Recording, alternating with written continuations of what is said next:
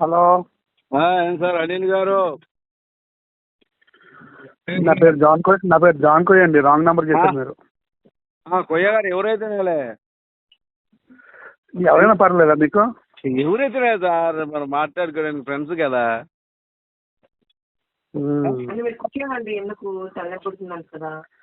చెప్పండి, ఏంటి మ్యాటర్?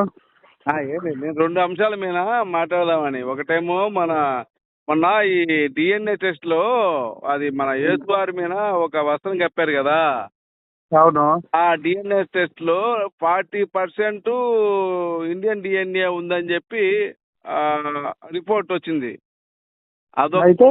అదొకటి. దాని తర్వాత ఎవరైతే క్రైస్తవాన్ని తీసుకుంటారో వాళ్ళకి ఏదైతే ఈ ఎస్టీ హోదా ఉంటుందో అది వర్తించదని సుప్రీంకోర్టు ఆర్డర్ ఇచ్చింది. అయితే రెండు అంశాల మీద మీతో క్లారిటీ తీసుకుందామని కాల్ చేశాను సార్. ఫస్ట్ అంశం ఏంటంటే, మరి ఇండియా నుంచి ట్రేడింగ్ జరిగిందిగా. ఏమండి? ఇండియా నుంచి ట్రేడింగ్ జరిగింది. ట్రేడింగ్ జరిగింది. మరి ద్వారకా ఉంది కదా, ద్వారకా ఏమనుకున్నారు? అది షిప్ యార్డ్. అది ద్వారకా అనేది షిప్ యార్డ్. మరి అక్కడి నుంచి చాలా సొలొమోను కాలంలో కూడా ఇక్కడ నుంచి చందనోదయం వెళ్ళింది కదా అక్కడికి. చందనోదయం వెళ్ళిందిగా అక్కడికి, గుడికి, అక్కడ టెంపుల్కి వెళ్ళిందిగా. కోతులు నెమళ్ళు ఇక్కడవే, ఇండియావే. అంటే ఇప్పుడు ఆ వస్త్రాలు ఆ రోజుల్లో ఇండియా నుంచే పోయాయి అంటారా? మరి తప్పే కదా, ఎంత తప్పే కదా. అంటే మీరు అంతకుముందు వస్త్రం కట్టిందే మా ఇజ్రాయిల్ అన్నారు కదా. మరి వస్త్రాలు ఇక్కడ నుంచి ఎప్పుడు చెప్పాం? అలాగని ఎప్పుడు చెప్పలేదు. ఇండియా అని చెప్పాం. మా వీడియోలో ఆల్రెడీ ఇండియా అని చెప్పాం మేము. ఆల్రెడీ ముందే చెప్పాం మేము. అయితే మొత్తానికి బట్ట పంపించింది మనోళ్ళు. ఓకే. ఆహారం ఎటు పంపిస్తారులే, బట్టలు కూడా మనోళ్ళే పంపించారు. ఓకే. ఆహారం ఏంటి నాకు అర్థం కాలే. ఆహార ధాన్యాలు కూడా ఇక్కడి నుంచే పోతాయండి. ఎప్పటి నుంచి కూడా భారతదేశం నుంచి ఆహారం గురించి కాదు మేము చెప్పేది. మేము బట్ట గురించి చెప్పాము. బట్ట కరెక్ట్. తర్వాత నెమళ్ళు ఇక్కడే కదా. నెమళ్ళు, తర్వాత ఈ చందనం, తర్వాత కోతులు, ఇవన్నీ ఇక్కడి నుంచే వెళ్ళాయి. బైబిల్లో ఉంది అదంతా. బైబిల్లో ఉన్నదండి, రెఫరెన్స్ లో ఉన్నాయండి. ఈ రాజుల గ్రంథాల్లో క్లియర్ గా ఉంది. ఒకటో రాజుల గ్రంథంలో ఉంది. ఒకటో రాజుల గ్రంథం తీయండి. అట్లా కాదండి. డిఎన్ఏ వస్త్రం మీద అంటే ఇప్పుడు యేసువారి మీద కప్పిన వస్త్రంలో డిఎన్ఏ ఇండియన్ డిఎన్ఏ ఉండటం అంటే నేను అనుకుంటున్నా యేసువారి కూడా ఇండియా అనుకోవద్దు అని కూడా డౌట్ వస్తుంది నాకు. కాదండి, కాదు. ఆయన యూదులే, కానీ ఆ వస్త్రం ఇక్కడ నుంచి ఇంపోర్ట్ అయ్యింది. ఇంపోర్టింగ్ జరిగింది అప్పుడు. తప్పే ఉంది. బయట ప్రపంచానికి వెళ్ళింది ఇండియాలో నుంచి. కాటన్ అంతా ఇండియావే కదండి. ఓకే. తప్పే ఉందండి అది. ఇప్పుడు వినండి సార్, ద్వారకా ఉంది కదా. ద్వారకా ఏమి కృష్ణుడిదేం కాదు. అది పోర్ట్. అది అక్కడ నుంచి వ్యాపారం జరిగింది. ఎందుకు జరగలేదు? బ్రహ్మాండం జరిగింది. హిందూ నాగరికత అనేది ఉంది కదా సార్ ఇండియాలో ఉందిలేండి. ఇప్పుడు ఇజ్రాయెల్ దేశంలో ఆర్యులు అయితే బయట నుంచి వచ్చారు. ఆర్యులు బయట నుంచి వచ్చే వరకు, ఆర్యులు బయట నుంచి వచ్చేంత వరకు హిందూజం అయితే లేదు కదా ముందు. కూడా చెప్పాను, ఆర్య జ్ఞాని అనే అర్థం. ఆర్య అంటే ఒక తెగ కాదు. ఇప్పుడు అది కాదు.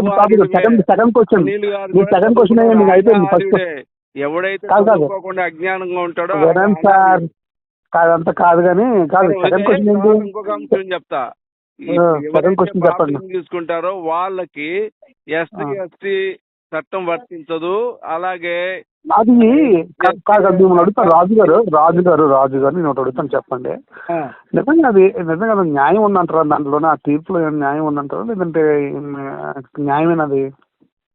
న్యాయం లేకపోతే సుప్రీంకోర్టు ఎందుకు తీర్పు చెప్పొద్దండి? అదే వినండి సార్, మీరు మినిమం కూడా ఆలోచించాలి కదండి. ఎస్టీ వర్గానికే నేను చెప్పింది వినట్లేదు మీరు. అసలు మీరే మాట్లాడుతున్నారు. చెప్పండి. ఇప్పుడు మిగతా క్యాస్ట్లు అన్నీ ఉన్నాయి. ఇప్పుడు రెడ్డిస్ నుంచి, చౌదరీస్ నుంచి, తర్వాత మిగతా క్యాస్ట్లు అన్ని కూడా క్రైస్తవులు చాలా మంది ఉన్నారు. సో వాళ్ళకి బీసీసీ ఇవ్వకుండా కేవలం ఎస్సీ వర్గానికి మాత్రమే ఎందుకు బీసీసీ ఇస్తారు అనేది చెప్పండి. అది కరెక్ట్ అంటారా? ఈ విషయంలో అజ్ఞానంగా మాట్లాడుతున్నారు. అనిల్ గారిని అడగండి. బీసీసీ అనేది తక్కువ, ఓసీ వాళ్ళు మళ్ళీ తక్కువ కేటగిరీకి ఎందుకు వస్తారండి? వాళ్ళకి జాబులు వస్తాయి కదా బీసీసీ అంటే. ఓసీ అంటే జనరల్ కేటగిరీ, జాబులు రావు. అనిల్ గారిని అడగండి. ఇక్కడ జాబ్ కాదు, అక్కడ వాళ్ళకి ఎందుకు బీసీసీ అన్నారు? అందరికి ఇచ్చేచ్చు కదా. ఇప్పుడు ఎస్సీ హోదా తీసేసి బీసీసీ ఎందుకు ఇస్తారు? ఆ ఫలాలు అందకూడదు. మీరు ఈ హిందూ మతంలోనే అన్యాయం కదా, అది అన్యాయం. ఫలాలు అందకూడదంటే ఒక దళితులకి ఫలాలు అందకూడదంటే అన్యాయం కదా. మీరు చాలా మంది ఏమంటారు, గుళ్ళోకి మమ్మల్ని రానియదు కాబట్టి, మాకు చర్చ్ మమ్మల్ని పిలిచింది కాబట్టి మేము వెళ్ళి ఒప్పుకున్నారా? గుళ్ళోకి రాని కూడా ఒప్పుకుంటున్నారు కదా మీరు. అదే మీరు అదే కదండి అపాండం వేసేది. వాస్తవంగా అపార్థం కాదు, వాళ్ళు వాస్తవమే కదా. గుళ్ళోకి రానికపోవడాలు, తర్వాత అంటరాంతనం అదంతా హిందూయిజంలో ఉంది కదండి. మొత్తం దారుణాలన్నీ, దారుణం, సతీ సాగమనం, చైల్డ్ మ్యారేజెస్, ఇవన్నీ దారుణాలన్నీ ఉన్నాయి కదా సార్. నేను చెప్పేది అంత దారుణాలు చేసినవన్నీ చేసేసి ఇప్పుడు ఉన్నదాన్ని కూడా లాగేసుకొని ఎంత దారుణంగా వివక్ష అనేది, భయంకరమైన వివక్ష హిందూయిజంలో ఉందండి. ఇప్పుడు దారుణమైన దాంట్లో మీరు ఉన్నారండి. అసలు రాజుగారు అనే ఆయన అసలు అలాంటి మతంలో ఉండడం అనేది చాలా కరెక్ట్ గా అనిపించట్లేదు నాకు. మీరు పంచండి, బాప్టిజం తీసుకోండి మీరు. వినండి సార్ నా మాట కూడా. యేసు వారికి కూడా ఆల్రెడీ ఆయన అన్యులకి ప్రవేశం లేదన్నాడు పరలోకం. ఎవరు చెప్పారు సార్ మీకు? దేవుడు ఆయన సమస్త శరీరాలకు దేవుడు అని బైబిల్ చెప్తుంటే, సమస్త శరీరాలకు ఆయన దేవుడు, శరీర ఆత్మకు దేవుడు అని చెప్తుంది కదా సార్. ఆ విధంగా ఇస్లాం గాని క్రైస్తవం గాని సంస్కరించుకుందా? హిందూ మతంలో వచ్చిన తర్వాత అంటరాంతరం పోయిందండి, లేకపోతే అంటరాంతరం ఇంకా సత్యం మన ఇండియాలో జరగలేదు. హలో, కాదు ఎందుకు పెట్టేసా? హలో, తోలు మారిందండి. కాదండి ఎందుకు పెట్టేశారు మీరు ఫోన్? అంత భయపడిపోతారేటండి మీరు?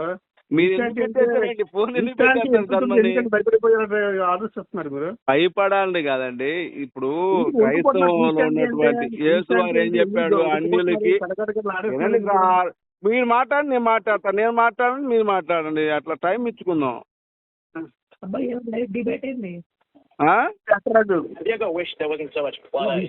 ఇప్పుడు నేను ఛానల్లో పెడతా, మీరు ఛానల్లో పెడతారు. విశ్లేషణ జరిగితే ప్రేక్షకులకు అర్థం అవుద్ది.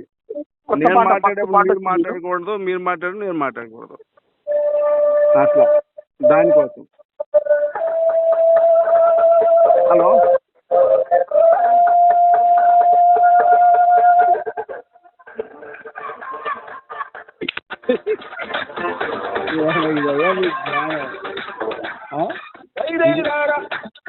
మీ జ్ఞానం ఇది. ఈ అవ్వ సచ్చింది గొర్రె. మాట్లాడితే దొరికిపోతారు కానీ ఏ జ్ఞానం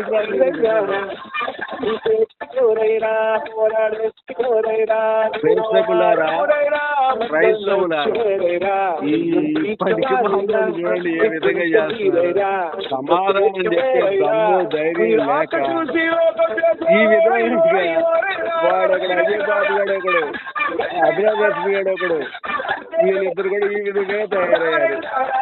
వీళ్ళకి ఇంత మీకు మార్గమే లేదు.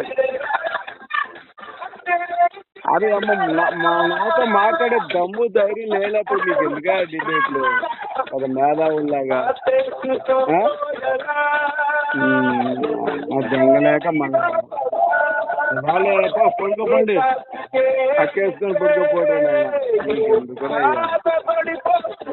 ఏసుని అనాలి రా, మిమ్మల్ని కాదు. ఏసుని అనాలి. మిమ్మల్ని భరిస్తున్న ఏసుని 3 మేకులు కాదు 33 మేకులు కొట్టాలి ఏసుకి.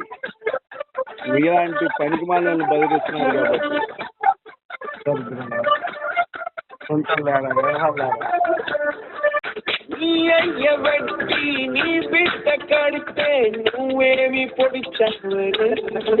వీళ్ళని ఏ చెప్పులో పడతారో కొట్టండి. బండ అనిల్ గాని ఈ జానికొయ్య గాని ఏ చెప్పులతో పడతారో కొట్టండి. ఫోన్లు చేస్తే మాట్లాడే దమ్ము ధైర్యం లేక, జ్ఞానం లేక, వెదవల్లాగా ఈ రోజు పాటలు పెట్టి ఎక్కకుండా కొడుకులు. అదే జానికొయ్య గారి మధ్య నువ్వుడు, మీ మధ్య అనిల్ గారి గుడుతుంది. ఎందుకు అదవల్లారా? మీకు ఎందుకురా నీ కొత్తమ్మంటా కొడుకున్నారా? మిమ్మల్ని ఏ చెప్పులో పడ్డారు కూడా అర్థం కావట్లేదు. అదవల్లారా కొత్తమ్మంటా కొడుకున్నారా?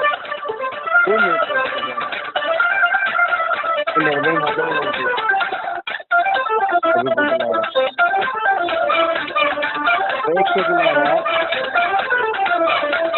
క్రైస్తవ సోదరి సోదరులారా, ఇలాంటి వ్యవహారాలన్నీ మీరు బయటకు తీసుకుంటే మీ జీవితాలు కూడా నాశనం అయిపోతాయి.